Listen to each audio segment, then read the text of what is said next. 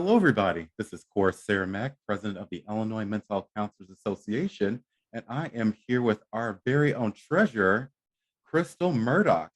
How are you doing, Crystal? I'm doing pretty good. I thank you for the warm welcome. Yeah, definitely. No problem. No problem. All right, so let's get into it. All right, so first question that everybody wants to know, how did you become interested in counseling? Well, it is two-part. One part is a personal story. So I'll share. I grew up in a home with a parent that had a behavioral health disorder. And oftentimes I found that the community and also at times even my extended family may have struggled to have an understanding of how to best approach supporting my mother. It's something that has been sort of in my heart that I wasn't able to help her. Unfortunately, she passed away. I was 25 years old working in retail management. And I always felt like that was an area that I could try to give back to. The second part is in working in retail management, I would often find that many of my associates, would have the challenges of life that they couldn't leave at the door. And I spent a lot of my time not so much doing the floor-centered management, but it was more the interpersonal management, trying to inspire and encourage people that had lost hope and a desire to dream. And I thought to myself, gaining the skills to become a clinician would actually help me more so than in that role as a retail manager. The other part is that there was somewhat of a ceiling. As a Black woman, I was often in spaces as the only Black woman manager. And from a systemic lens, I would navigate and advocate for others. But then I also had that barrier to not being viewed in a light that was oppositional, right? How can I fight for others? And then I'm still also fighting for my voice to be validated. And so that truly drew me to want to become a clinician and to try to help others, and then also be able to view systems and to do that work around system navigation for individuals who have been marginalized historically. Yeah, definitely. Thank you very much for sharing that. And again, I am sorry to hear about the loss of your mother. Though, with everything that you were talking about, that leads us into our second question with, what schools did you go to for undergrad and your graduate degrees? And now that you've mentioned that, did any of those experiences help influence which schools you picked? Absolutely. So I went to Indiana University, finally known as IU, if you are a Hoosier. And I chose that school because initially I was thinking I wanted to become an accountant. But as I sat in that first semester of business classes, I was like, I can't be in a traditional brick and mortar for my career. So I switched programs. For my master's, as I stated, I had been working in retail management post my undergrad, and Northwestern had an accelerated program. And so it was 18 months. And so I thought to myself, it won't be that I lost this gap in time in between the 10 years that I hadn't been in school and get done in 18 months. And of course, Northwestern had a very rigorous program, a great history in terms of being able to imbue this knowledge into their students. So that's why I chose Northwestern to get my master's in clinical mental health counseling. And then as I went through that program and did my internship at the master's level, I thought to myself, I need more training. I didn't have an undergrad in psychology, and I thought to myself, if I'm going to go out into the community, I need to know more. And I also wanted to make a difference. I thought about some experiences that I had in education, and I wanted to become an educator. I'll share that I come from a family of educators. Many of my aunts were teachers. My mom was a substitute teacher. And so I chose to go and get my doctorate in counselor education and supervision from Adler at the suggestion of a supervisor. And I found Adler to be a space where I could be wholly all of who I was. And many times in my life, I had to choose how I was going to present. Was I going to be just a Black woman, right? That didn't necessarily push too much against the proverbial ceiling. Or could I embody all of intersectionally who I am? And I found that space and I found my voice at Adler University. So, Oh, definitely. Well, one, I can definitely relate to your family. I was too once a substitute teacher. Yep, definitely learned then that I didn't want to work with kids after that. But praise you and your family for what you do. It definitely takes a special person to be an educator. 100% I agree with that. So then, with that being said, after you graduated, or maybe before you graduated with your doctorate, how long have you been doing therapy for? because I went straight from my master's into the doctorate program. So I graduated Okay.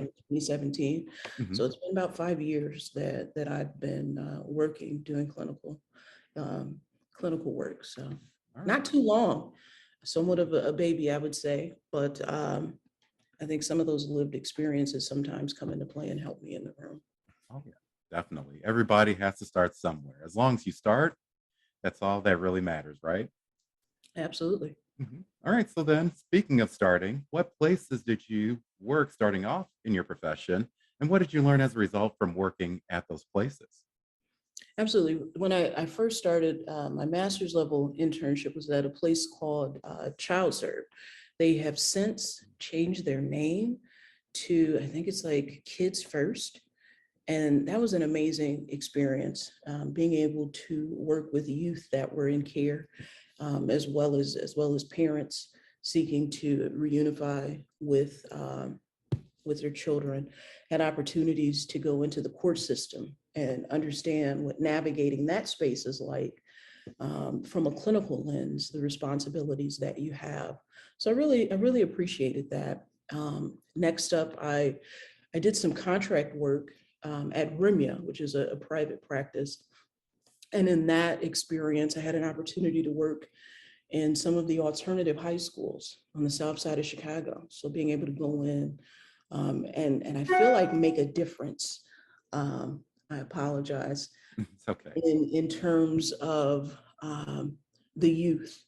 It's actually a desire that I have now. I'm trying to get some contract work with some of the charter schools in the Chicagoland market. But no, I truly enjoyed being able to do some work at Excel Academy on the South Side. They have a location on the South Shore. Truly enjoyed that time. After that, in between me being in school, if I think back, I had opportunities to work at Bobby Wright on the west side of Oh, Chicago. Um, okay.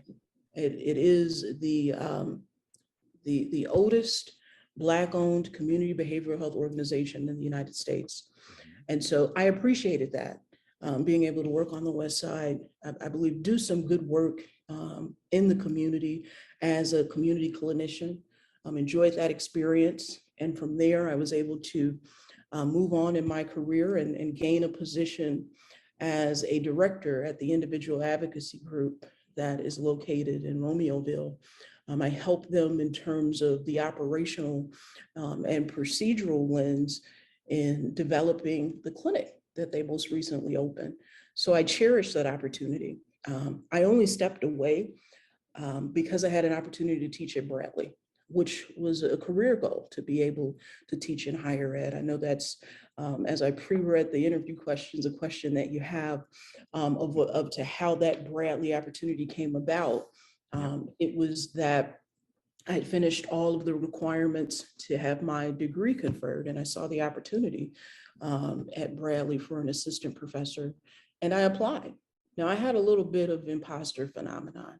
So I'll be honest, I wasn't too sure that opportunity was going to work itself out. But I got the call. I got the call that they wanted to interview me. And I started in this past August. I started the day that school started. There Oh, was wow. there was an issue with background checks because of COVID. So Cook County was taking, no shame to Cook County, but they were taking a while to clear my background check. But yeah, that opportunity came, and I said to myself, I have to take this because I think it means something in terms of representation to try to work in higher ed. And I think I don't want to be underemployed.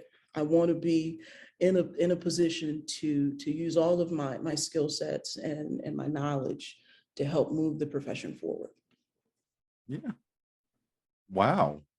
Right. I feel like I need to take a breath after that. Right.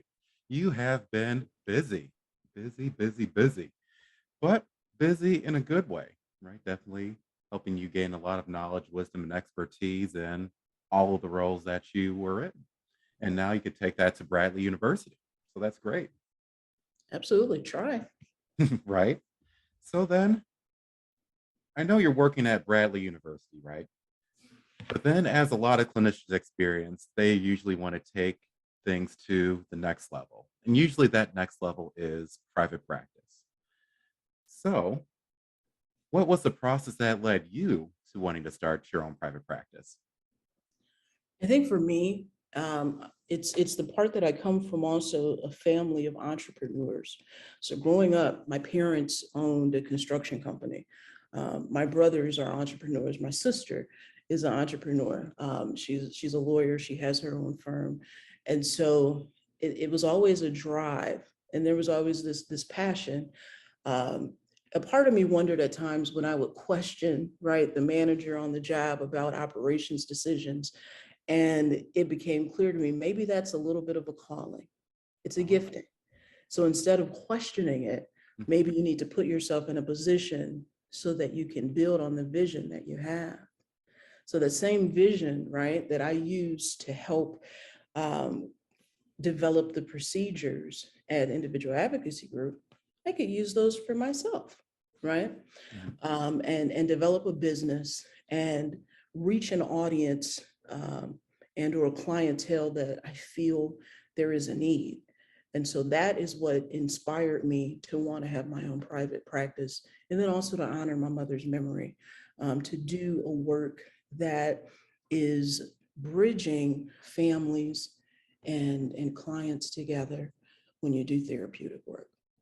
So in a nutshell, that's what inspired me to want to have my own private practice and or community behavioral health center. Haven't launched that side yet, but Okay. working on it. So, stay tuned for that then. Yes, stay tuned for that. If somebody can help me with some funding, then we'll be right there. Right. So, if you hear that, everybody, help her out with some funding. Let's get that started. All right. So, then that actually brings me to question number seven. Right. So, a lot of clinicians are always curious about the process of starting their own private practice or starting private practice in general. So, what was your process and what hurdles did you have to leap over to finally start your private practice? I think for me, my process was even while I was working on my master's and then my doctorate, thinking about what do I want my niche clientele to look like? What therapeutic approach do I want to use? How do I want to welcome my clients? So kind of writing down a plan of what I wanted to see. Um, I recall having conversations with a friend that most recently had started her practice, and it got me to thinking, right, of the different steps that I would need to take, the knowledge I would need to gain in terms of insurance credentialing, figuring out, the business name, the business paperwork. So I developed a list of what I needed, um, because unfortunately, the barrier, I would say, and a barrier that sometimes comes for individuals who are trying to maybe change their trajectory generationally, is not having the knowledge, which is something that I definitely wanted to speak about today when it comes to starting a counseling practice. And so I worked to get that knowledge by networking. So I would go to the various trainings. For instance, I did the 18 hours of supervision training this past school year. And in those meetings, everyone would introduce themselves. And so if someone said they owned a private practice, um, then I would reach out to them and inquire if they wanted to consult. And I would kind of pick their brains to understand, how they developed their business model, and get any information that they had to offer. And I was very fortunate that there were individuals who were willing to meet with me and to share knowledge that I couldn't have gained elsewhere, unless, of course, I paid to take the webinar that is available now. And I share this with intentionality, because shifting from being a graduate student, right, and then into a position of the workforce, financially, sometimes these webinars, these courses can be expensive, right? And so again, the opportunity sometimes for generational change is knowledge. And so if that knowledge is not free, then a lot of people don't get it. And so some of those steps that it took for me to develop my business, I was fortunate to network with people, so that I would have an opportunity to get it outside of me attending a webinar, which, yes, at some point I was able to afford. But then it became a question of what is going to be the most advantageous approach for me to continue to acquire knowledge. And I believe it is through networking. It is through doing research. And so I've continued to do those things. But I think the biggest barrier was that in many of our programs, we're not teaching the introductory business courses, right? That teach you how to launch a business successfully, how to write a business plan. I think that's an opportunity for our counselor education programs to think about offering. Maybe it's a 1 credit hour course that is an elective to teach individuals how to successfully do that. I think it's a need that could definitely help the community and help future clinicians. Yeah, 100% agree. Hey, maybe that could be someone's niche out there, right? Teaching that type of course. Absolutely. Mhm. Right. So I know that now you have your private practice up and running. You have a whole bunch of things you want to get off the ground. But one of the things I noticed that you had was your YouTube channel, right? When I did some digging and trying to formulate these questions. So tell us about your YouTube channel. What content is it? Does it have? How are you using that to help people or promoting your own practice or, what have you? I'll just be quiet and let you talk about it. Absolutely. So I launched my YouTube channel because I had been thinking I need to do more than the status quo. I don't want to just market and say I'm offering these services on a Psychology Today, but I want to reach maybe that audience that is not comfortable with going to see a counselor, right? I have family members that I can talk to that we can have a conversation about mindfulness, about mental health, and strategies to be well from a holistic lens. But are they going to go see a therapist? No. So how do we still reach people? How do we talk about the healing arts and ways to become whole? And I thought to myself, let me create this YouTube channel. And my hope and aim is to be able to interview individuals that practice in the healing arts from different perspectives. Maybe it's someone that comes in and talks about yoga, or another person that comes in and talks about healing from generational wounding within the family, right? I want to have this space that is all about this culture of healing from a communal lens, because that is my approach to counseling, is that there is healing within relationship and within community, and that we can work to heal each other and ourselves. Yeah, definitely. So if anybody's interested in getting on her YouTube channel, right, get in contact with her. Absolutely. Mhm. All right, perfect. So then what other projects are you currently working on? Or what projects have you completed in your private practice or at Bradley? Okay. So right now I am working on a bit of a genealogical project, somewhat narrative, wherein I'm exploring my ancestors and my history as an African American.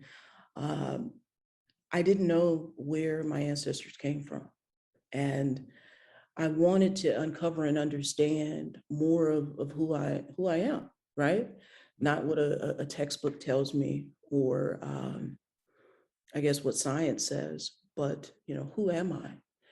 And so as I began that work of understanding who I was, it's become somewhat healing, right? Again, this work of reclaiming my identity. I'm not this externalized view of me as a more masculine presenting lesbian Black woman, but I'm more than that. I'm more than a socialized context. And I want to understand that more so. Why? Because I don't want to be commodified into just a collection of parts that allows me to add value to a company or organization. So if I can understand more of the core of where my ancestors came from, who I am, restore the narrative that has been unfortunately parsed out to me from an oppositional lens, then comes the healing, then comes a more internalized understanding of who I am intersectionally that allows me to live free from this gaze that can be psychologically harmful. So that's the work I've been doing. That's the article I'm working on, is reframing the commodification of the Black woman and a reclamation of the Black woman's body. So I'm inspired and encouraged to do this work. So that's where I'm at right now. I know that sounds very impressive. Can't wait till it comes out. I'll definitely want to read it. Thank you. All right. So now that we get down to the nitty gritty, of course, you're the current treasurer of the Illinois Mental Health Counselors Association, right? So first things first, if you can remember, when did you first decide to join IMHCA? I decided to join. I feel like it was in spring, because I was currently the secretary for the Northwest chapter of the Illinois Counseling Association. And I said to myself, I need to step it up, because that is more of a local chapter and I needed to do something on the state level. So again, I'll speak to the imposter phenomenon, right, of understanding who I was and what I was capable of. And so I decided to take a step of bravery and to dream bigger. And so I recall speaking to Anna Marie Yates, who was the current president of the Northwest chapter, about my idea. I asked her if she would write me a letter of reference, and she did that.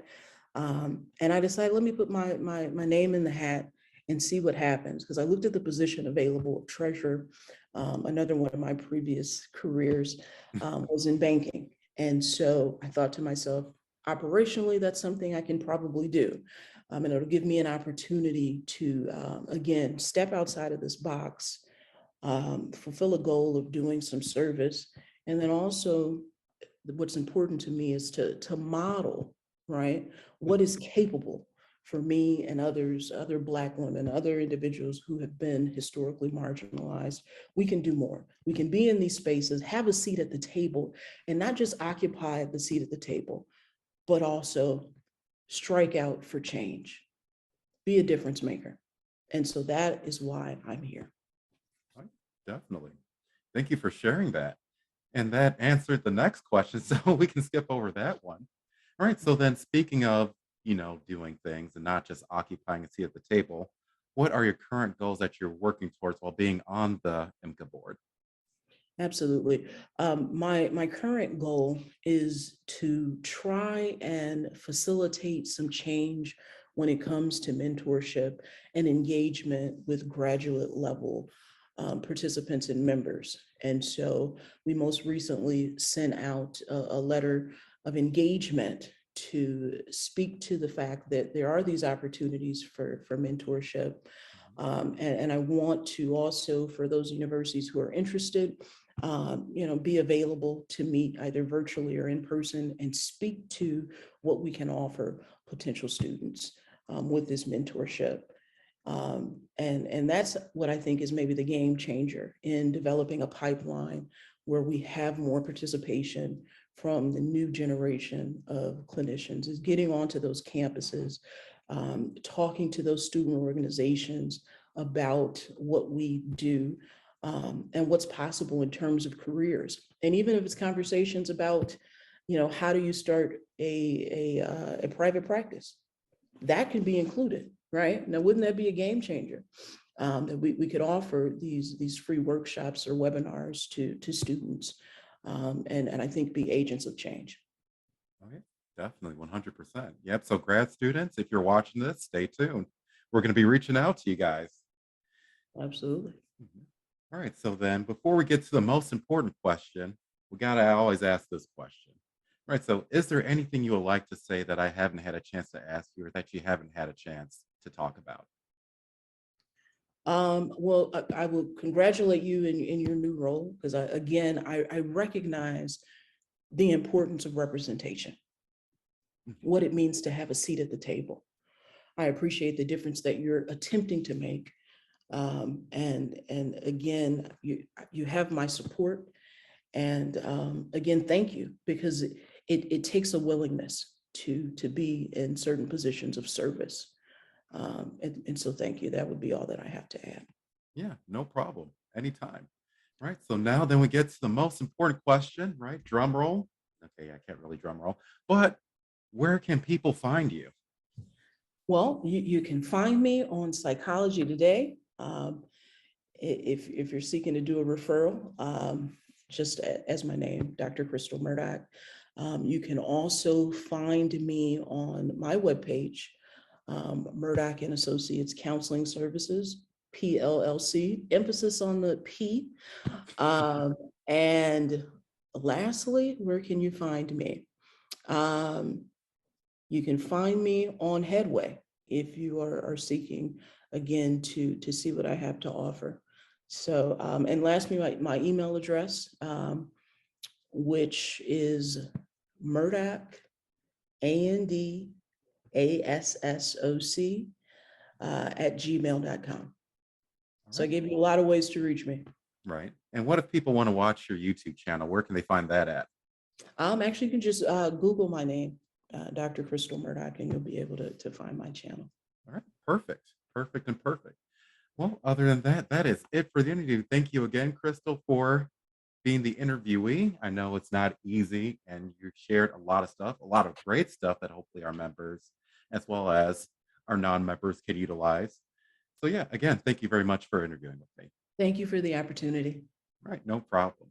All right, everybody. Again, my name is Coresair Mack, president of the Illinois Mental Health Counselors Association, and I will see you guys at the next interview. Take care.